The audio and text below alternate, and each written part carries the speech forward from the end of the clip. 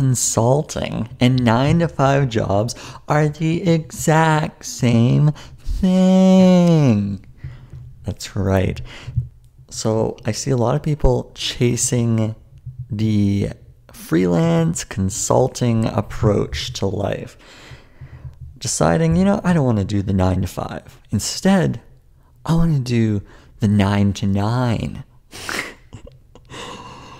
So I think a lot of people go into it thinking, this is exactly what I want. I get to live on my own terms. I get to travel wherever I want. Here's the reality. You will be working much, much harder, and you won't have one boss. You will have plenty. Let's break this down. In consulting, you typically have a number of projects, a number of clients, people who you respond to. You answer to these people. In a 9-to-5 job, you have one boss, one person that you respond to, your superior. So, in a sense, that's a little easier because, well, you just kind of show up and you do the job and you respond to that one person. It's pretty straightforward. But I think a lot of people go into freelancing and consulting thinking, I don't want a boss. I want to be my own boss. But you'll soon find out that you have several bosses, including yourself. Could be the worst boss you've ever had. And then you have all these clients. These clients will expect deadlines, will push you on certain things. You see, the 9-to-5, you actually have a little bit of flexibility. You can actually dictate when you'd like to get things done, because you're having a daily conversation with your boss. Whereas with your clients, well, they set the expectations. It's very difficult for you to sort of own the discussion. You can suggest when you'd like to have things done, but you'll have some clients where they're very deadline focused. Like this is kind of when we expect it to be done. I've gone through all of this, okay? I've had the job. I've had the corporate job. I've had the freelancing job. I've had the consulting job. I've had all the different jobs. So I can speak to all of this. And I can tell you that in terms of the number of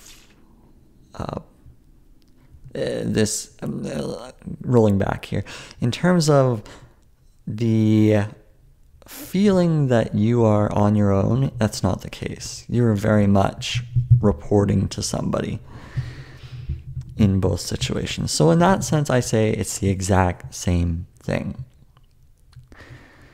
If anything, consulting and freelancing will require that you work harder, because in order to get clients, you now have to become a salesperson.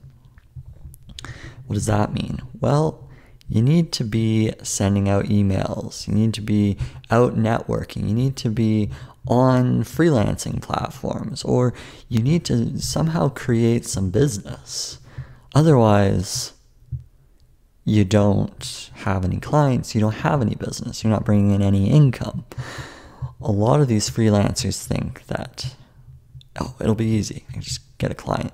Well, if you're starting from scratch, it's not easy. And I started from scratch, and to get one client where I was making about $2,000 to $3,000 a month, that was a challenge to get that client, and it was a challenge to hold on to that client because of the way that business works. You see, everything's always evolving.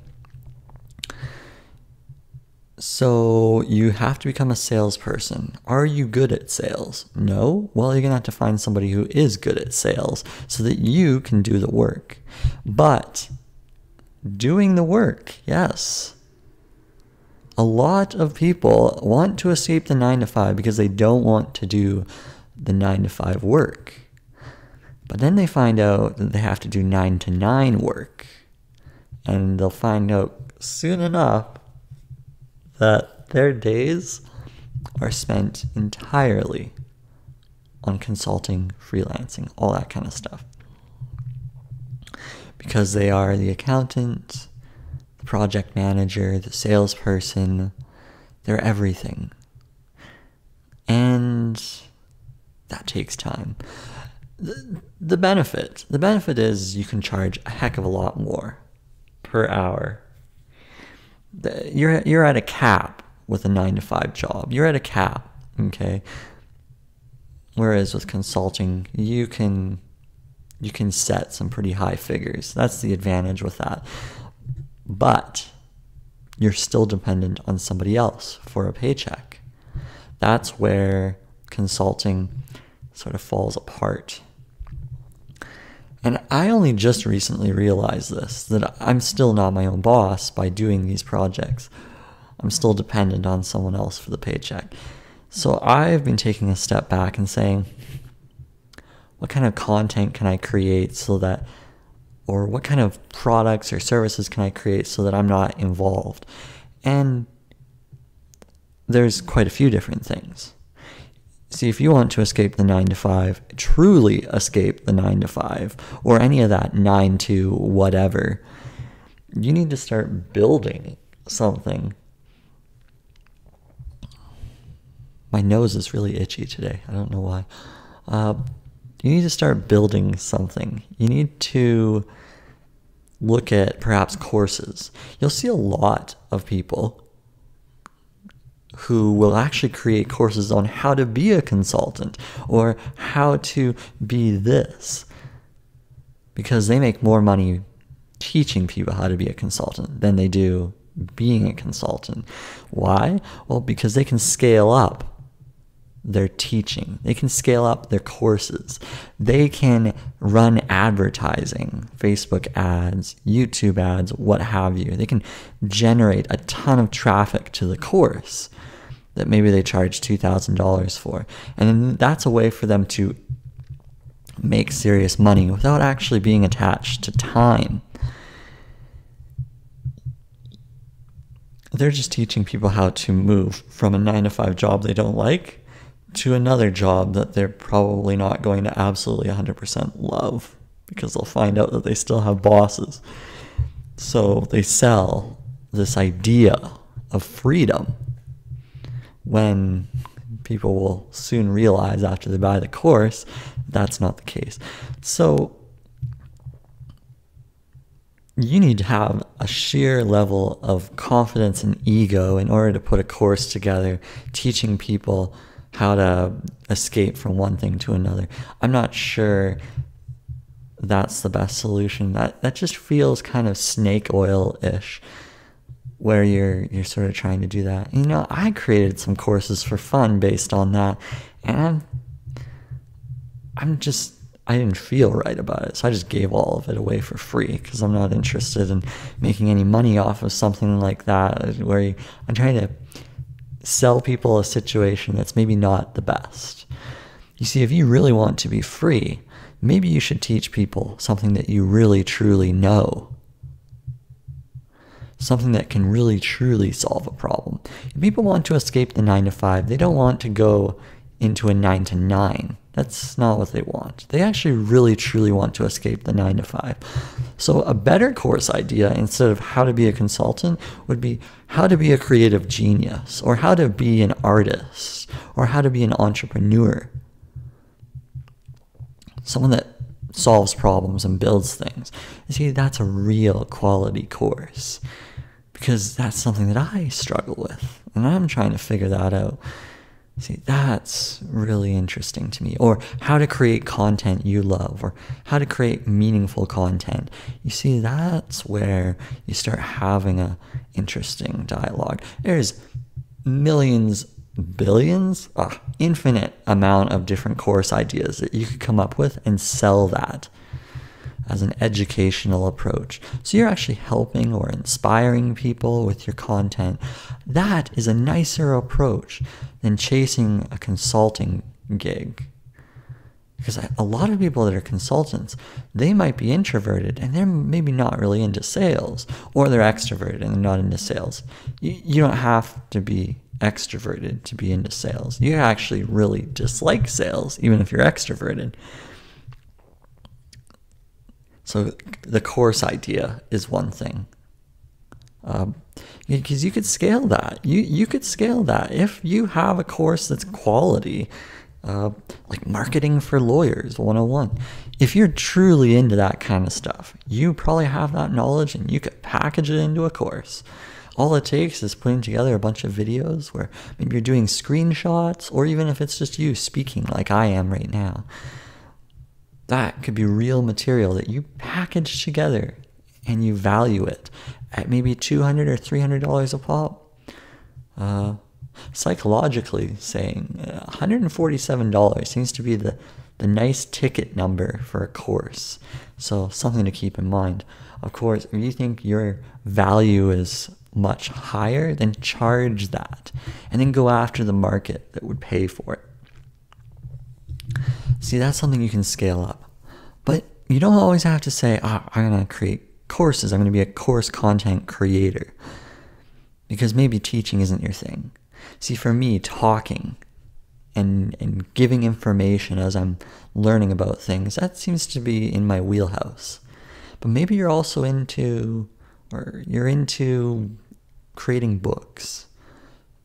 Truly informational books. Books where people will pay money. Like a marketing guide. Again, it could be something related to the course material, but instead you're writing it out because you're more comfortable. And this is a little bit more difficult because you have to spend a ton of time marketing books. There's usually a cap. Most people won't pay more than $20 for an ebook. It's pretty difficult. You have a few outliers where they're charging like $50 because there's such value in there that they're able to do that. If you're going to create a book like that, you might as well create a course. Get some revenue streams going. But book publishing is another thing. I have a bunch of children's books, and that's a good stream for me to build that up. And I actually like creating this stuff. I'm not ghostwriting, but you can ghostwrite the books or have somebody ghostwrite them for you so that you can make money off of somebody else's talent. It's one approach. But don't feel like you have to be a consultant. But if you decide, okay, I'm going to be a consultant, consider the problems you're solving as a consultant and figure out how you can package them into material that you can sell in a scalable fashion. Maybe your clients are a bunch of startups and you're noticing a pattern. You're noticing a pattern that these startups need to be helped in terms of business growth. And you keep providing similar sets of solutions, client after client after client. Okay, package these solutions into a system, maybe a 3-tiered system, and then sell that. See, it's productization of your consulting offer. That's where you're really going to get the meat of this. So think about that. How can you package what it is you're doing so that you don't have to do it hour by hour? Yeah. Because there's a tremendous amount of work that you're going to be putting into consulting or freelancing, and you're much better off trying to package that. How to get your next 10 clients as a freelancer. Ooh, that's good material. You could sell that to other freelancers who are maybe trying to get into your thing. I created a video called How to Optimize Your Freelancing Profile so that you can get more clients. And that actually generated quite a few views. And it's just something I put together as like a screenshot tutorial. And it's one of my top videos at the time of creating it, although not a significant amount of views, but enough for me to say, hey, this is interesting. People are interested in this particular subject. No, there might be something there. So there's a number of different things. You could also hire an assistant, a virtual assistant, to do a bunch of tasks for you so that you're now thinking like a CEO or entrepreneur. You're thinking like, I'm going to create some content. I'm going to create something of value so that I'm not doing consulting for the rest of my life. Because consulting is just like the 9 to 5, except it's the 9 to 9 and you are doing it for the rest of your life. Because you're likely just trading time for money. And that's not the solution. The solution is solving a problem with content that matters, with a service that matters, with a product that matters. That is the solution. That's where you'll kind of get ahead. I have a number of different projects that I'm building up, and they all tie into a publishing arm of mine. I'm like a content publisher. I'm creating content for a number of different audiences. But at the end of the day, it's all under my name, Trev. And at the end of the day, it's all about helping others create and share their story with the world.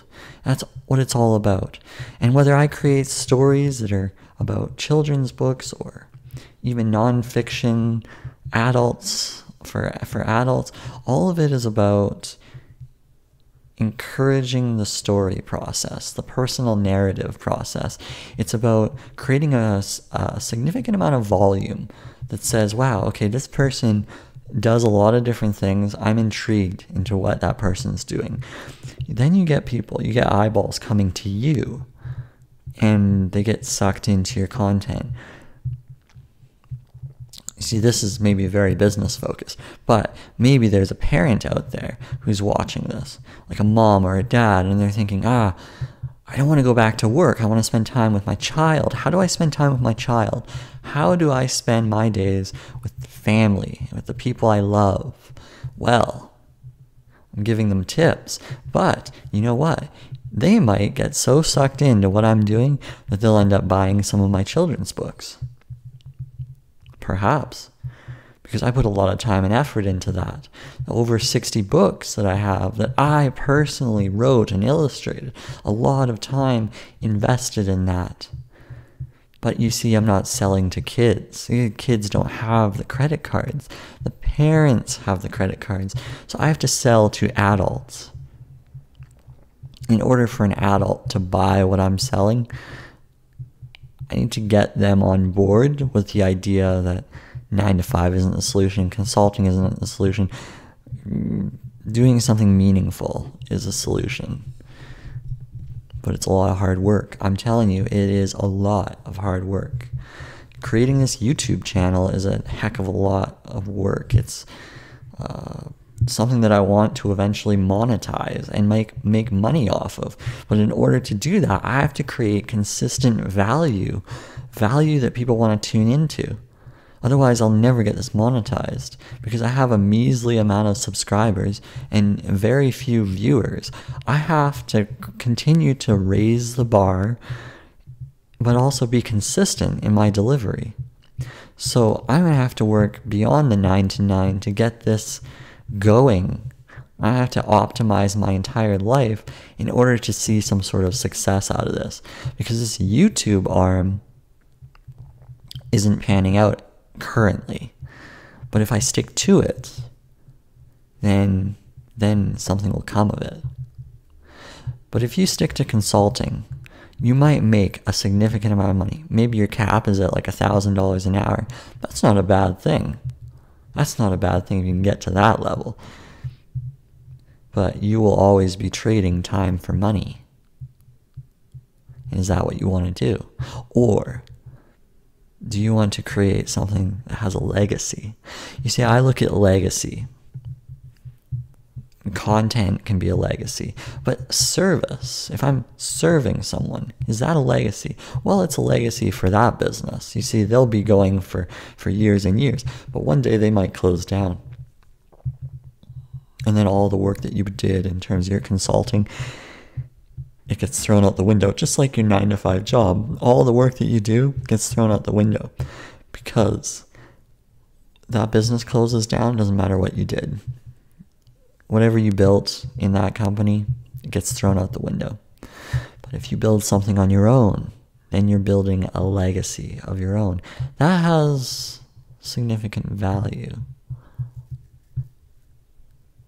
People will pay for that. And you can scale that. You can turn that into something of value. So this is why I like creating videos, because I'm able to hash out some material that some will find valuable, because they're debating whether they want to quit their 9-to-5 and go into consulting. Well, let me tell you, it might not be the right approach. You might have to think differently.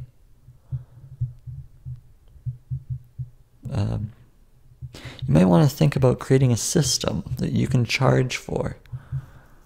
An ultimate system. Maybe it's beyond courses. Maybe it's a seminar, a massive thing that you put together. Maybe it's speaking engagements. And you record the speaking engagements, okay? If you're going to do speaking engagements, record it so that you have YouTube footage and you can put that up. And then that's how you're going to get some serious business down the road, or something that's scalable. You see, people will tune in, you'll get views, you might be able to turn it into some money-making venture. But look at all the different revenue streams. You see, if you're just focusing on consulting, you're missing out on, well, here are the revenue streams I'm into: affiliate marketing, I'm into ebook sales, I'm into paperback sales, I'm into podcasting, which can eventually turn into sponsorships. There's dollars there. YouTube, which can turn into ads and sponsors. Speaking, I'm doing some speaking in the sense of communicating with you here. I haven't done any public speaking yet. That might be the next thing that I do, where I get one-on-one or one-on-many with an intimate setting. That could be the next step. Maybe at schools, and maybe I get paid a certain amount. But the thing is, that requires time. So I have to think on that one. But I have some coaching clients. So I make money off of sitting there for an hour or two, and we have a conversation, and we try to solve business problems. And that has some return on investment for sure. You can have merchandise. I have art prints. So I have like fine art that I charge money for. Another revenue stream. And then I make investment income from my property and the value that goes up because I have a mortgage. But I make money on that. And then I have stocks. So I make money on that. So all of this ties into a much bigger piece than consulting, or a much bigger piece than a 9-to-5. So if you sort of think about that, and then I have free courses that I'm giving out on YouTube, but eventually I might create a course where it's tremendous value. It could be a compilation of a bunch of videos that I've created on a very specific subject. And then I can sell that, like a creativity course or a life course. So I have all this thinking of down the road of how it's all going to come into play. But this is just one of the few pieces that I'm building out. And as more and more people tune in, a business is created, a real business, and I become a CEO of all of this content that I've built out.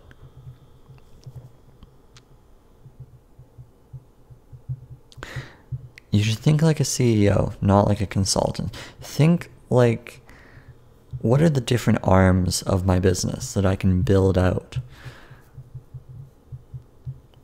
Set the structure. Have a website. Have the podcasting so that it's very simple to set up. Have the YouTube channel, and where you're posting constantly, one after the other. Have it all nicely set up so that you can build this platform for yourself. Because I'm telling you, these other entrepreneurs, that's what they're building. They're selling you a course on how to be something. You should be the one selling the course. You should have the confidence in doing that. Because I don't know if you want to be chasing a consulting gig. It's kind of a short-term solution. It doesn't matter where you are in the world, okay? You could be a single mom in Africa struggling, but if you really think about what I'm saying here, you could be the single mom who helps hundreds of other single moms with knitting or crocheting, and you could be the one that provides workshops, and you make something from that. You're providing value.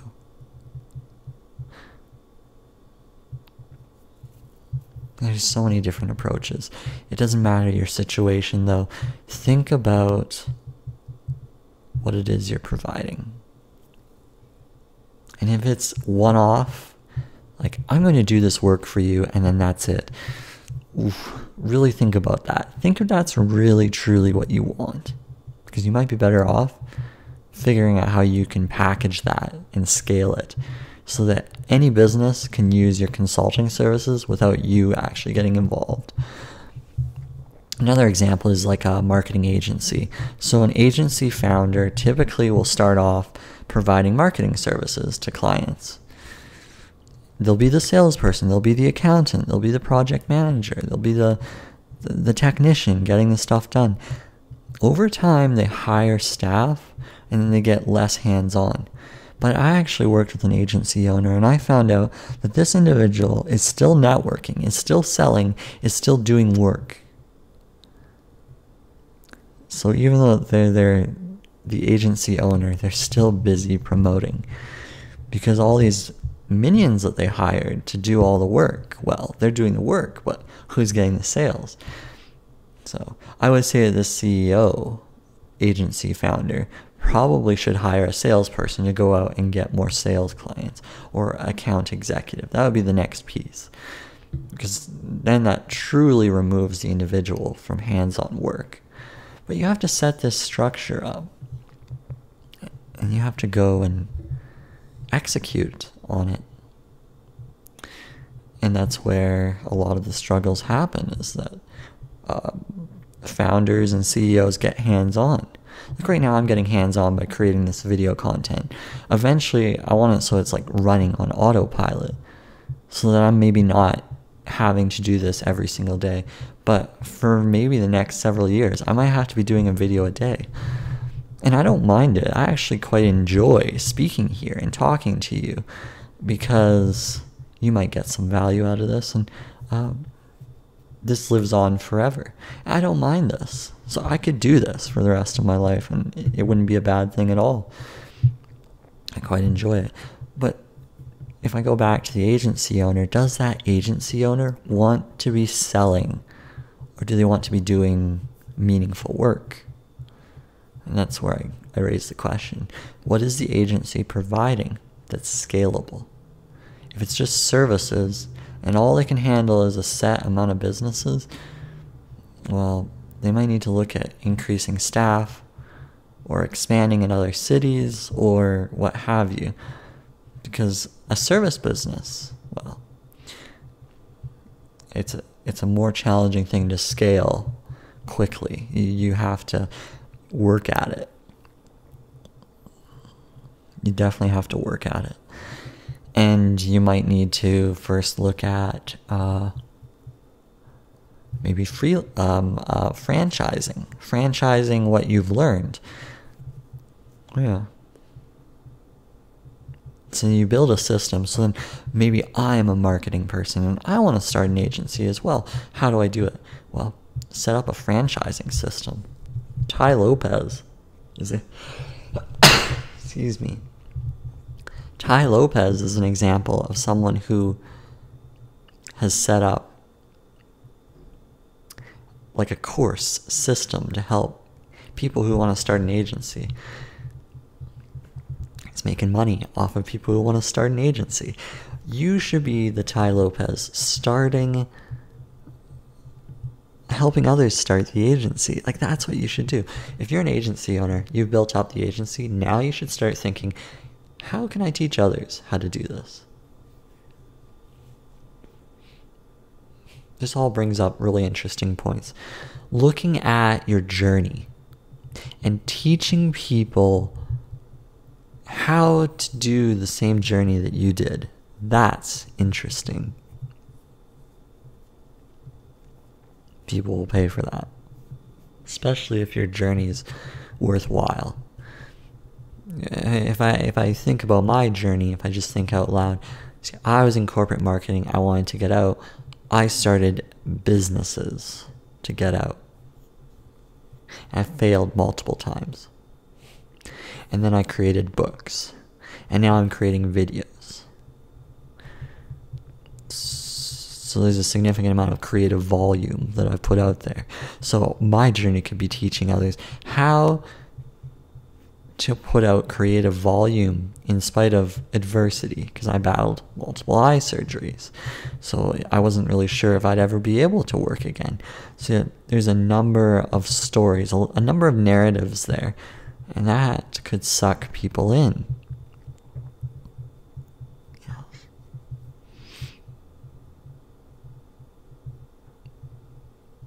Your narrative, your personal narrative is what people will want to hear about. That's how you're going to get out of consulting. That's how you're going to get out of 9 to 5. That's how you're going to have something meaningful, is where you look at your personal narrative and you talk about that. People will gravitate to that.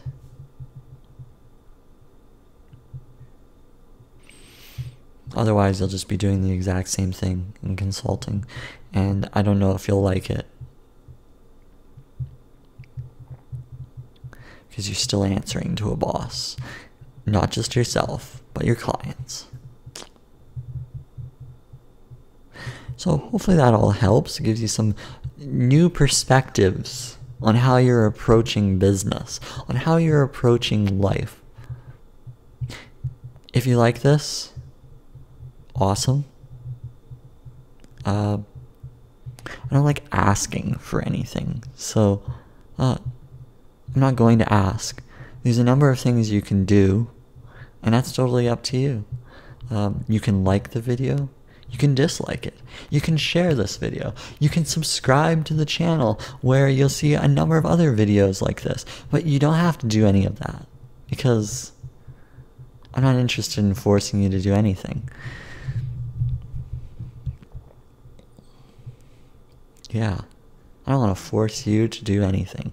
But if you like it, cool. That's awesome. And if you stayed along for this long, even better. That makes it really worthwhile. I love every time I see somebody watch one of my videos. It means the world to me, because that means that there's some sort of value I'm helping with others, and that's all that matters. If I don't get any subscribers, but I get people watching and learning from this, that's more than I could ever ask for. So yeah, I'm not asking for anything though. Anyway, thanks for tuning in. Until next time, toodles.